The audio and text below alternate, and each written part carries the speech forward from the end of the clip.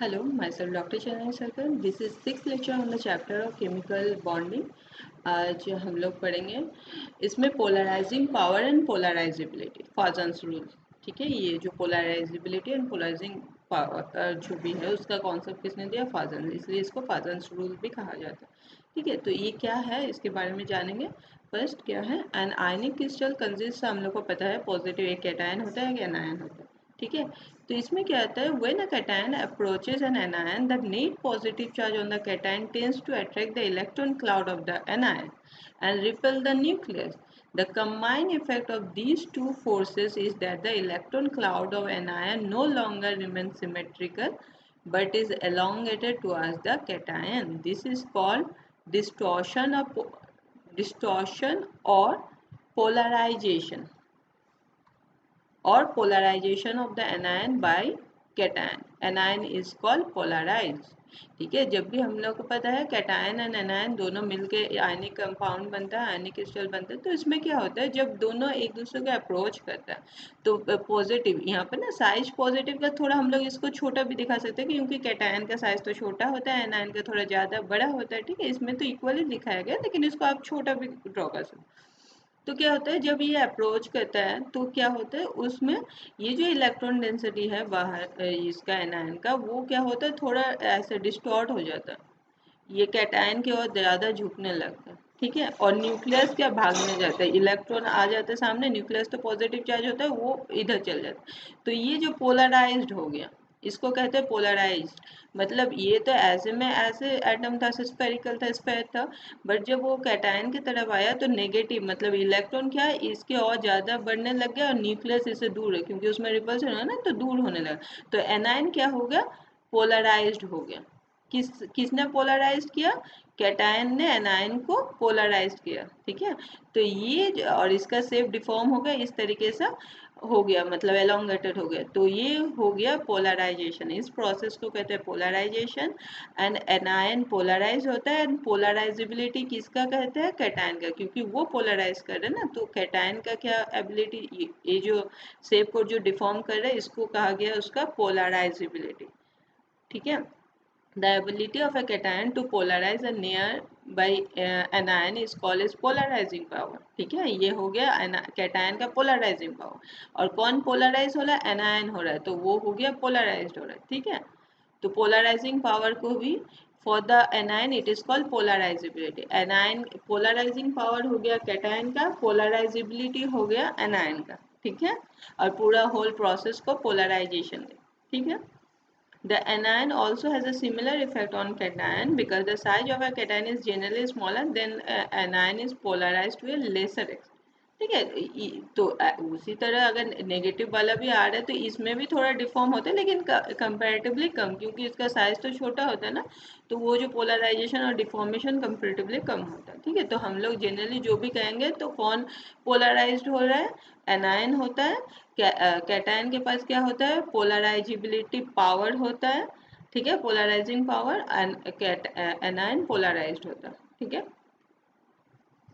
तो factor affecting polarisation, क्या क्या मेन फैक्टर्स होता है, जिस फाजान्स रूल इसी को कहता है, जो उन्होंने ये कुछ रूल्स बताए जो इस कारण से ज़्यादा कब ज़्यादा पोलराइजेशन होगा, कब कम होगा, उसका एक मतलब कुछ कुछ मेन प्रॉपर्टी और कैरेक्टरिस्टिक फीचर्स बताया गया, जो किस कंडीशन में ज़्यादा पोलराइजेशन होगा, किस कंडीशन में नहीं होगा, किस कंडीशन में मतलब उसका ट्रेंड इंक्रीजिंग ट्रेंड में हो या फिर डिक्रीज हो। ठीक है, तो first the charge on the cation, जितना कैटायन का चार्ज ज़्यादा होगा उसका पोलराइजेबिलिटी पावर, पोलराइजेशन पावर ज़्यादा होगा, वो एनायन को उतना पोलराइज करेगा, डिफॉर्म करेगा सर। ठीक है, जैसे यहाँ the polarising power of a cation increases with the increase in its positive charge, जितना पॉजिटिव चार्ज होगा उसका पोलराइजिंग पावर इंक्रीज होगा। जैसे यहाँ NaCl है, MgCl2 है, AlCl3 है, तो Al3 पॉजिटिव है तो इसका पावर ज़्यादा होगा as compare to magnesium and sodium. ठीक है, ये जो ट्रेंड सबसे ज़्यादा पोलराइजिंग पावर किसका हो गया, एल्युमिनियम 3 का, फिर मैग्नीशियम 2 का, फिर सोडियम का कम, क्योंकि चार्ज इसमें ज़्यादा, 3 पॉजिटिव है, इसमें 2, इसमें सिंगल पॉजिटिव। ठीक है, चार्ज ऑन एनायन, ये तो हो गया पॉजिटिव। अभी एनायन का भी चार्ज ज़्यादा हो तो क्या होगा, पोलराइजेबिलिटी बढ़ेगा। The polarisability of an anion increases with the increase in negative charge. ठीक है, जितना चार्ज ज्यादा होगा मतलब उतना इलेक्ट्रॉन, तो वो उतना डिफॉर्म होगा। ठीक है, उसका शेप उतना डिफॉर्म होगा। तो जितना नेगेटिव चार्ज ज़्यादा होगा तो उस कंडीशन में भी क्या होगा, उसका पोलराइजेबिलिटी ज़्यादा होगा। ठीक है, इसलिए यहाँ पर नेगेटिव होगा फ्लोरीन का।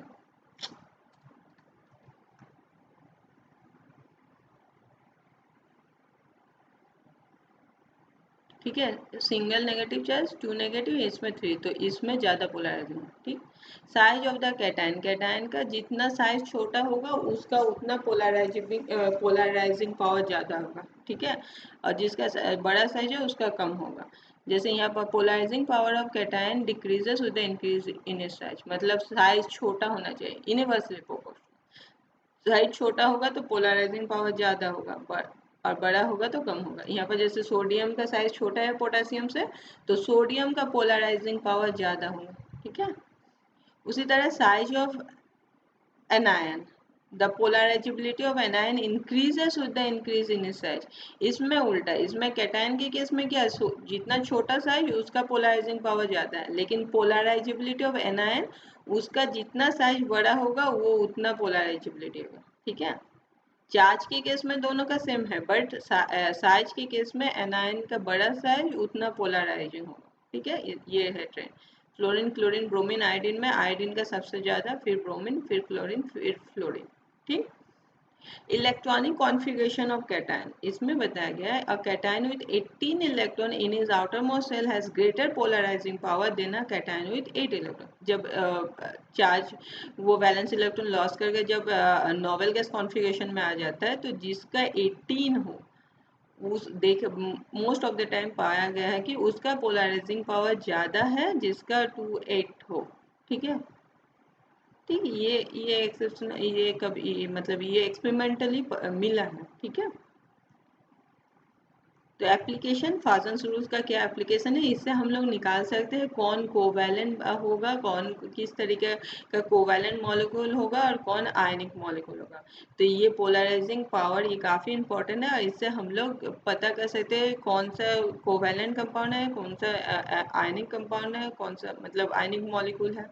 ठीक है, तो क्या क्या मेन कोवैलेंट कैरेक्टर के लिए क्या होना चाहिए, high positive charge, high negative charge, small cation है, लार्ज एनायन। अगर हुआ तो ज़्यादा पोलराइजेशन होगा, हम लोग का पता है, और ज़्यादा पोलराइजेशन होगा तो कोवैलेंट कैरेक्टर इंक्रीज होगा। ठीक है, high positive charge, high negative charge, small cation, large anion, ये जितना ज़्यादा होगा उतना पोलराइजेशन ज़्यादा होगा और मॉलिक्यूल क्या होगा, कोवैलेंट इन नेचर होगा।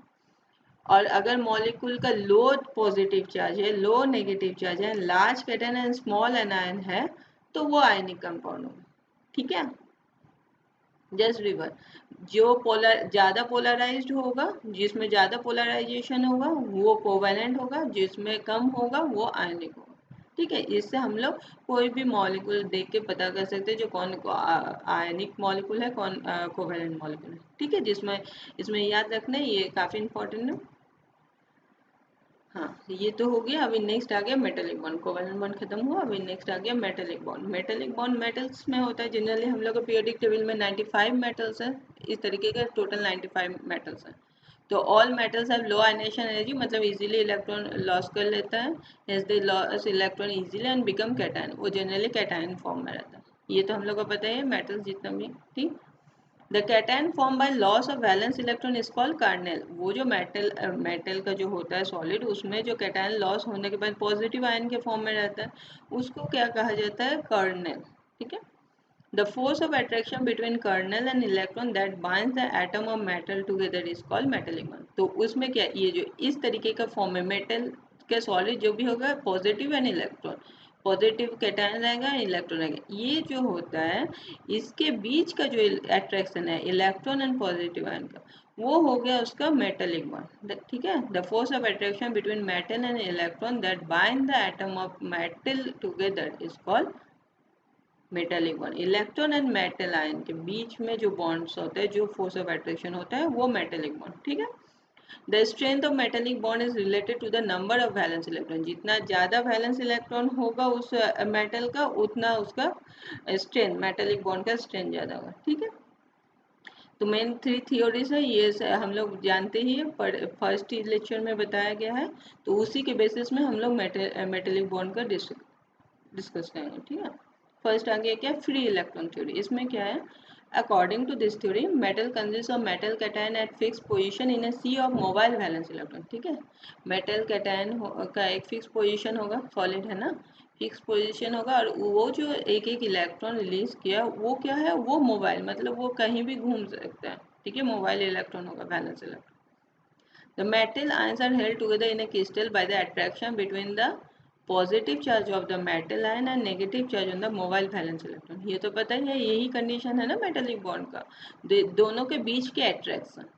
ठीक है, the mobile valence electron are delocalized over the entire crystal because the valence electron are free to move। Metals are good conductor of heat, electricity in both solid and liquid state। ये जो electrons है ये तो move कर सकते हैं ना electrons, metal है, मेटल का फिक्स पोजीशन है, बट ये जो इलेक्ट्रॉन है और ये मूव कर सकता है। तो ये जो मूव कर सकता है, इस कारण से क्या होता है, मेटल कंडक्टिंग नेचर होता है, ये इलेक्ट्रॉन कैरी करता है ना, इलेक्ट्रिक चार्ज। तो ये इसी के कारण मेटल्स क्या होता है, गुड कंडक्टर होता है। ठीक है, एंड हीट मतलब इलेक्ट्रिसिटी एंड हीट के लिए in solid state and liquid state also. ठीक है, तो free electron theory explain all the properties, क्या क्या मेटल क्लास मेलेबल डक्टाइल, ये सब जो प्रॉपर्टीज है इससे डिस्क्राइब किया गया, क्योंकि इसमें इलेक्ट्रॉन मेलेबल और डक्टाइल होने, क्योंकि इलेक्ट्रॉन क्या है, मूव हो रहा है, तो उसका इजीली मतलब ये कर सकते हैं, बेंड कर सकते हैं, खींच सकते हैं। ठीक है, नेक्स्ट है बैंड थ्योरी, इंपॉर्टेंट है, मॉलिकुलर ऑर्बिटल थ्योरी और band theory. Molecular orbital theory हम लोग पढ़ चुके हैं, बस उसी को दिखाना है जो डिफरेंट बैंड्स में कैसे होता है। ठीक है, जैसे molecular orbital theory provides more comprehensive model of metallic bonding. This model is also called the band theory. ठीक है, इसको बैंड थ्योरी भी कहा जाता है, and explain all the properties of metals. देखेंगे कैसे, linear combination of atomic orbital of metal atom form molecular orbital. ये तो हम लोग पढ़ चुके हैं, क्या होता है मॉलिकुलर ऑर्बिटल थ्योरी में, एटॉमिक ऑर्बिटल लीनियरली कंबाइन होता है। ठीक है, उसके बाद उसमें क्या बनता है, मॉलिकुलर ऑर्बिटल। तीन तरीके का मॉलिकुलर ऑर्बिटल बनता है, हम लोग को पता है, bonding molecular orbital, non bonding molecular orbital and anti bonding molecular orbital. ये तो सिंपल सा है, मॉलिकुलर ऑर्बिटल थ्योरी के ऊपर बेसिस है। तो यह सपोज हम लोग लिथियम मॉलिक्यूल का देखते हैं, ये जो लिथियम का क्या है, एटॉमिक नंबर 2 है, कॉन्फ़िगरेशन ये हो गया। अगर दो लिथियम आयन है तो दोनों बनेगा। ठीक है, दोनों बनेगा, एक लिथियम का ये हो गया, दूसरा का ये। वहाँ हम लोग मॉलिकुलर ऑर्बिटल में क्या लिख रहे थे, ये इधर लिख रहे थे। ठीक है, तो इधर समझने के लिए ये एक ही साइड लिखा हुआ है, लेकिन वो जो जैसे मॉलिकुलर ऑर्बिटल थ्योरी में जो डायग्राम बनाए थे, वो ही अगर पूछा जाए डायग्राम बनाना तो वो ऐसे ही बनाना पड़ेगा। ठीक है, ये तो जो समझने के लिए दिया गया है, जो यहाँ पर एक लिथियम, ये दूसरा लिथियम, दोनों यहाँ पर हो गए, ये बॉन्डिंग एंटी बॉन्डिंग खाली है। ठीक, उसी तरह अगर 3 लिथियम है तो 3 अनपेयर्ड इलेक्ट्रॉन है, बॉन्डिंग, ये नॉन बॉन्डिंग में चला गया, सेम एनर्जी में, बॉन्ड में पार्टिसिपेट नहीं हुआ, एंटी बॉन्डिंग खाली है। ठीक है, उसी तरह 4 हुआ तो 4 हो गया, फिर बॉन्डिंग, दोनों बॉन्डिंग में आ गया, एंटी बॉन्डिंग खाली है, नॉन बॉन्डिंग में कुछ नहीं है। उसी तरह अगर एन मतलब बहुत सारा, क्योंकि जब सॉलिड है तो बहुत सारा लिथियम एटम है ना, तो बहुत सारा जब होगा तो इधर पार्ट हो गया बॉन्डिंग, ये एंटी बॉन्डिंग खाली, तो इसमें क्या होगा, इलेक्ट्रॉन रहेगा, ये सब जो इलेक्ट्रॉन क्या है, सब बॉन्डिंग में आएगा। ठीक है, तो ये बॉन्डिंग मॉलिकुलर ऑर्बिटल में सब इलेक्ट्रॉन है, and anti bonding molecular orbital क्या होगा, खाली रहेगा। ठीक है, तो इसी को कहा गया है बैंड। ये जो group of very closely space energy level is called है बैंड। ये जो ये एक बैंड हुआ, ये एक बैंड, ये खाली बैंड हो गया, ये भरा फील्ड बैंड हो गया। ठीक है, तो जो फील्ड बैंड होता है जिसमें इलेक्ट्रॉन होता है उसको वैलेंस बैंड कहते हैं, क्योंकि वैलेंस इलेक्ट्रॉन रहता है इसलिए इसको वैलेंस बैंड कहते हैं। और कंडक्शन बैंड होता है जो खाली होता है, इसमें क्या होता है, इलेक्ट्रॉन जम्प करता है, तभी वो कंडक्शन जो भी कंडक्टिंग नेचर होता है। ठीक है, इलेक्ट्रिसिटी का, तो मेन वैलेंस बैंड में इलेक्ट्रॉन रहता है, कंडक्शन बैंड खाली रहता है, पढ़ेंगे आगे। और ये जो एनर्जी गैप है valence band and conduction band में, ये हो गया एनर्जी गैप, इसको एनर्जी गैप कहते हैं। ठीक है, ये हो गया बैंड थ्योरी, ये जो डिफरेंट बैंड्स बन रहे हैं। A group of very closely spaced energy level is called a band. The difference in energy between the bonding and anti-bonding molecular orbital is called the energy gap. ठीक है, यहाँ पर देखेंगे there are two types of band, हम लोग देखे diagram में, एक वैलेंस बैंड, एक कंडक्शन बैंड. ठीक है, वैलेंस बैंड क्या हो गया, the energy band involving the energy level of valence electron is known as the valence band and it is the highest occupied energy level band. ठीक है, जो ये जो फील्ड वाला ये हो गया वैलेंस बैंड, एम्प्टी वाला हो गया कंडक्शन बैंड. तो ये हो गया कि highest occupied energy band, occupied मतलब इसमें इलेक्ट्रॉन है, हाईएस्ट ऑक्युपाइड एनर्जी बैंड जो हो गया वो वैलेंस बैंड. ठीक है, कंडक्शन बैंड क्या होता है, it is the lowest unoccupied band, empty रहता है खाली, तो लोएस्ट अनऑक्युपाइड बैंड हो गया conduction band. That includes the energy level of positive और होल्स, मतलब खाली है. जब हम लोग इलेक्ट्रिसिटी का कंडक्टिंग नेचर देखेंगे तो उसमें क्या होता है, इलेक्ट्रॉन मूव होता है और होल मूव होता है, इसीलिए इसको कहा गया एनर्जी लेवल ऑफ पॉजिटिव और होल्स. और नेगेटिव और फ्री इलेक्ट्रॉन चार्ज कैरियर, जो फ्री इलेक्ट्रॉन रहेगा वो भी इसमें मूव होगा ना, तभी जंप होते जाएगा, फिर कैरिंग होगा. ठीक है, ये conduction band. It has conducting electron resulting in the flow of current. The conduction band possesses high energy level and are generally empty. ठीक है, ये हायर पोजीशन में एनर्जी, ये एनर्जी दिखा रहा है, एनर्जी ऊपर की ओर बढ़ रहा है, तो ये हायर पोजीशन में रहेगा एंड खाली रहेगा. ये हो गया lowest unoccupied orbital, valence band हो गया हाईएस्ट ऑक्युपाइड एनर्जी बैंड. ठीक है, तो इसमें हम लोग देख रहे हैं मेटल्स. मेटल्स में क्या है, ये जो एनर्जी गैप क्या है, ये valence band and conducting band क्या होता है, उसमें ओवरलैप होता है, कोई डिफरेंस नहीं, तो इजीली वो इलेक्ट्रॉन वैलेंस बैंड से कंडक्शन बैंड जाता है और इजीली, इसलिए उसमें कंडक्टिंग नेचर होता है. ठीक है, बस सेमी कंडक्टर में क्या होता है, ये गैप थोड़ा बढ़ता है, लेकिन फिर भी थोड़ा हीट अगर करते हैं यहाँ से यहाँ इलेक्ट्रॉन जंप हो सकता है, तो स्मॉल गैप होता है, तो इसलिए सेमी कंडक्टर का जो कंडक्टिंग प्रॉपर्टी है वो मेटल्स एंड इंसुलेटर के बीच होता है. इंसुलेटर मतलब नॉन कंडक्टिंग, उसमें इतना ज़्यादा गैप होता है, एनर्जी गैप, जो वो यहाँ से इलेक्ट्रॉन यहाँ जंप ही नहीं कर सकता, मतलब वो कंडक्ट होगा ही नहीं इलेक्ट्रिसिटी. ठीक है, और इसमें सेमीकंडक्टर में कम होता है और इसमें क्या है, मेटल में ओवरलैप, मतलब एक दूसरे से ओवरलैप होता है, इसलिए इसमें इजीली कंडक्टिंग होता है. ये थोड़ा कम और ये इसमें तो होता ही नहीं. ठीक, हाँ, तो सेमीकंडक्टर क्या होता है, semiconductor are the element which have a conductivity between conductors generally metals and non-conductors और इंसुलेटर generally ceramics. ठीक है, इसका कंडक्टिविटी जो इलेक्ट्रिकल कंडक्टिविटी है दोनों के बीच होता है, कंडक्टर एंड इंसुलेटर के बीच. तो कौन कौन सा एलिमेंट्स है, जर्मेनियम, गैलियम आर्सेनाइड एक हो गया मॉलिक्यूल, जर्मेनियम एंड सिलिकॉन, ये मोस्ट कॉमन सेमीकंडक्टर है, ये जनरली यूज होता है. देखेंगे ये सिलिकॉन का बैंड गैप कितना है, 106 किलो जूल पर मोल, और इसमें जर्मेनियम का और घट गया 64 किलो जूल पर मोल. ठीक है, टाइप्स ऑफ सेमीकंडक्टर कितने तरीके से क्लासिफाई किया गया है, दो.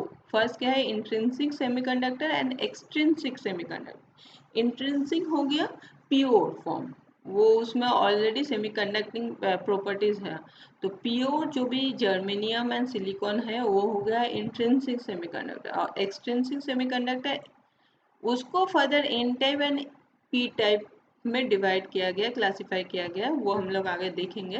तो एक्सटेंसिव में क्या है, उसमें एक्सटर्नली कुछ हम लोग डाल रहे हैं तब वो कंडक्टिंग होता है, मतलब उसका कंडक्टिविटी बढ़ता है और कंडक्टिंग होता है. बस इंट्रिंसिक के प्योर फॉर्म में. ठीक है, intrinsic semiconductor, an intrinsic type of semiconductor material is made to be very pure chemically. It is made up of only a single type of element, एक ही तरीके का एलिमेंट है उसमें. Germanium and silicon are the most common type of intrinsic semiconductor. Clear. और extrinsic semiconductor क्या है, the conductivity of semiconductors can be greatly improve by introducing a small number of suitable replacement atoms called impurities. इसमें क्या है, अलग से कोई small दूसरा एलिमेंट्स का एटम डालना पड़ता है. ऑलरेडी जर्मेनियम सिलिकॉन है, उसमें कुछ डाल दिए, बोरॉन डाल दिए या फिर फॉस्फोरस डाल दिए. ठीक है, तो उसमें वो फॉस्फोरस और बोरॉन क्या हो गया, इम्प्योरिटीज हो गया, तो उसके कारण उसमें कंडक्टिविटी जनरेट होता है. कंडक्टिविटी जो भी नेचर उसके कारण आ जाता है। तो इस कारण से इसको एक्सट्रिंसिक सेमीकंडक्टर कहा गया। और जो एक्स्ट्रा जो भी एटम डाल है वो उसका हो गया इम्प्योरिटीज। ठीक है, एंड ये प्रोसेस को क्या कहा गया है? Doping. The process of adding impurity atom to the semiconductor, pure semiconductor, is called doping. ठीक है, ये जो ऐड करे दूसरा एटम, इसको कहा जाता है डोपिंग। ठीक है, और वो जो मटेरियल बनेगा, फाइनल जो मटेरियल बनेगा, वो डोप सेमीकंडक्टर। ठीक है, जनरली एक एटम 10⁻⁷ एटम में से कोई एक को रिप्लेस करके एक एटम, एक डोपेंट, डोपेंट कौन हो गया? ये जो इम्प्योरिटीज जो है वो डोपेंट हो गया। ठीक है, यहाँ पर जैसे दिया है एन टाइप, वही एक्सट्रिंसिक सेमीकंडक्टर को फर्दर डिवाइड क्लासिफाई किया गया N type semiconductor and P type semiconductor. ये depend on the nature of impurities, कौन से एलिमेंट्स उसमें डोप कर रहे हैं उसके ऊपर डिपेंड होता है वो एन टाइप सेमीकंडक्टर होगा या पी टाइप। एन टाइप कब होगा? जब 5 पेंटावैलेंट एलिमेंट्स डोप करेंगे तब वो एन टाइप होगा, क्योंकि उसमें एक्स्ट्रा इलेक्ट्रॉन रहेगा। एक्स्ट्रा इलेक्ट्रॉन मतलब नेगेटिव चार्ज, तो इस कारण से वो एन टाइप सेमीकंडक्टर होगा। और पी टाइप कौन होगा? अगर उसमें ट्राई वैलेंट एलिमेंट डोप करेंगे, जो इम्प्योरिटीज होगा वो ट्राई वैलेंट होगा, तो उसमें क्या होगा? एक इलेक्ट्रॉन कम होगा, तो उसमें पॉजिटिव चार्ज होगा, होल रहेगा। ठीक है, एक इलेक्ट्रॉन कम होगा मतलब उसमें इलेक्ट्रॉन उसमें क्या है? पॉजिटिव पार्ट मूव करते रहेगा, होल मूव करते रहेगा, तो इस कारण से उसको पी टाइप सेमीकंडक्टर। ठीक है, तो एन टाइप सेमीकंडक्टर क्या हो गया? When a pure semiconductor, silicon or germanium, is doped by pentavalent impurity, phosphorus, arsenic, antimony, bismuth, ठीक है ये सब, then 4 electrons out of 5 valence electron bond with the 4 electron of germanium and silicon। ठीक है, इसमें तो पेंटावैलेंट में 5 है वैलेंस इलेक्ट्रॉन, इसमें 4, तो 4 इलेक्ट्रॉन इसका इम्प्योरिटीज के इसके साथ बॉन्ड हो गया, तो एक एक्स्ट्रा रह गया। ठीक है, the 5th electron of the dopant is set free, thus the impurity atom donates a free electron for the conduction in the lattice and it is called donor। ठीक है, इसका जो एक्स्ट्रा एक इलेक्ट्रॉन है वो कंडक्शन में use हो जाता है। ठीक है, कंडक्टिविटी में, इसलिए इसको डोनर कहा गया, क्योंकि इलेक्ट्रॉन एक्स्ट्रा दे रहा है। ठीक, ये जो डोपेन है वो एक्स्ट्रा इलेक्ट्रॉन दे रहे हैं ना, इसलिए इसको डोनर कहते हैं। Since the number of free electron increases by the addition of an impurity, the negative charge carrier increases. Hence, it is called N type semiconductor. ठीक है, क्योंकि इसमें फ्री इलेक्ट्रॉन है, नेगेटिव चार्ज कैरियर इंक्रीज हो रहा है, तो इसलिए एन टाइप सेमी।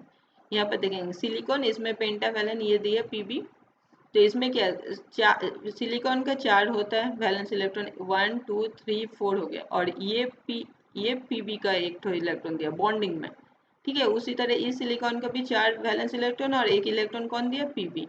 ठीक है, यहाँ पर भी 4 है, एक पीबी, तो टोटल 4 सिलिकॉन को 4 इलेक्ट्रॉन पीबी दे दिया, बट फिर भी एक इलेक्ट्रॉन पीबी के पास है, ये एक्स्ट्रा इलेक्ट्रॉन, ये हो गया डोनर इम्प्योरिटी, मतलब एक एक्स्ट्रा इलेक्ट्रॉन यही मूव करेगा, इसलिए ये एन टाइप सेमीकंडक्टर होगा। ठीक, पी टाइप सेमीकंडक्टर क्या हो गया? When a pure semiconductor is doped with trivalent impurity. Trivalent मतलब इसके पास वैलेंस इलेक्ट्रॉन 3 ही है, जबकि जो सेमीकंडक्टर है सिलिकॉन उसके पास 4 है, तो 3 हो गया और एक खाली रह जाएगा। ठीक है, बोरन के पास 3 ही इलेक्ट्रॉन है, ये इस सिलिकॉन को एक ठो दिया, इस सिलिकॉन को एक ठो इलेक्ट्रॉन दिया, इस सिलिकॉन को एक दिया, बट यहाँ पर एक खाली पोजीशन रहेगा, यहाँ पर नहीं है, तो ये हो गया। ये यहाँ पर कहाँ से? जो बॉन्डिंग इलेक्ट्रॉन से किसी भी जगह से ये जंप करेगा तो मूव होगा, फिर जहाँ से जंप करेगा वहाँ एक होल बन जाएगा। ठीक है, फिर उसको मेकअप करना दूसरे जगह से जंप करेगा, तो फिर इसमें क्या होल, जो होल और पॉजिटिव पार्ट है वो मूव करेगा, इसलिए इसको पी टाइप सेमीकंडक्टर कहा। ठीक है, when a pure semiconductor is doped with a trivalent impurity, then the 3 valence electron of the impurity bonds with 3 of the 4 valence electron of the semiconductor.